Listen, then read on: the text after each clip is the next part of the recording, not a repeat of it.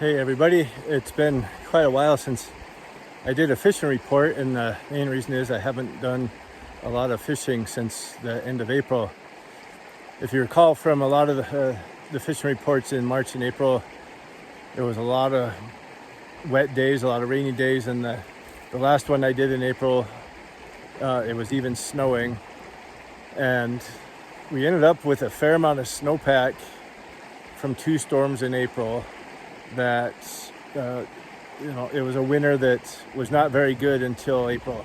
The snowpack was in dire straits basically, and then April came along. We had two really good snowstorms that dumped a ton of snow, and then I went to Yellowstone National Park the first weekend in May, saw a lot of animals, and did not realize that was going to be my last weekend to fish for quite a while.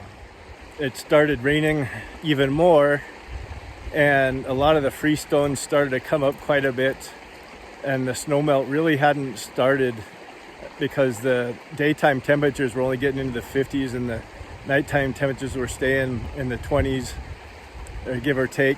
So the snowmelt just didn't get going, but like I said, there was a lot of rain.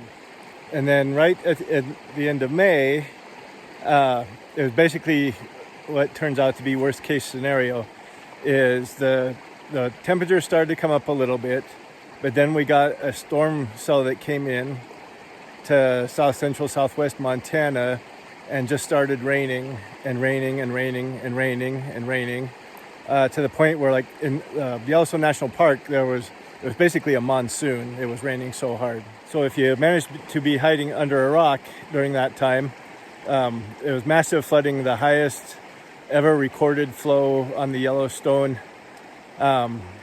Took out at least one house that I know of on the Yellowstone, took out houses in other rivers in the Beartooth Mountains, took out highways, took out bridges. And then the weather warmed up and the snow melt added in on top of all that rain. So the flood water stayed really high for a long time. And then because June did not get warm like it typically does, the snow melt stayed in the mountains, so the rivers stayed above average for a long time too. A lot of rivers were closed, the Yellowstone, the Stillwater, the Boulder, everything basically in the Beartooth and the Yellowstone drainage. Even closed some lakes because the roads were washed out, power lines were down. Even the lower Madison got dangerously high. It got to 7,000 cubic feet per second, when normally during runoff it gets up to maybe about 4,000. Last year it got like to 1,200 because there was so little snow. But a couple of weeks ago I did get to fish it during the salmon fly hatch.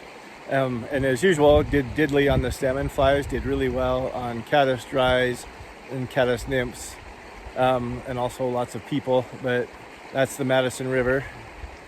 And normally I would be fishing freestones around the first week of July because they start to get down where you can wade around pretty safely. But it was only the third week of July where a couple rivers I fished finally got down to where I was willing to wade. One I tried yesterday for a little bit. It was still above average. You could get around. The fishing was mediocre, but then I tried a little smaller stream where the water's still above average for this time of year, but it's great for fishing. There's a lot of hatches that I missed just because of the floodwaters. Some of those early hatches, like the salmon flies on other rivers, the golden stones. There's some places where golden stones are still around. PMDs are around, but we're already starting to get into trico season. I did catch a few on caddis dries today. I saw a few caddis hatching, not much else.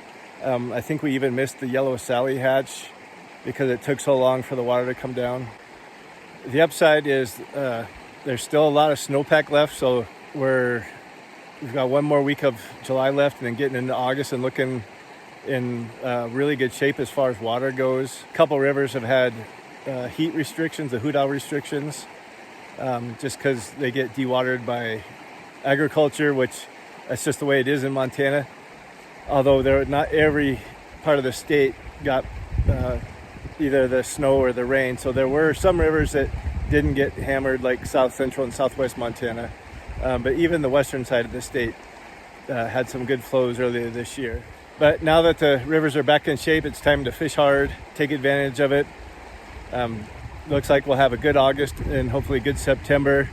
Tight lines, and see you next time.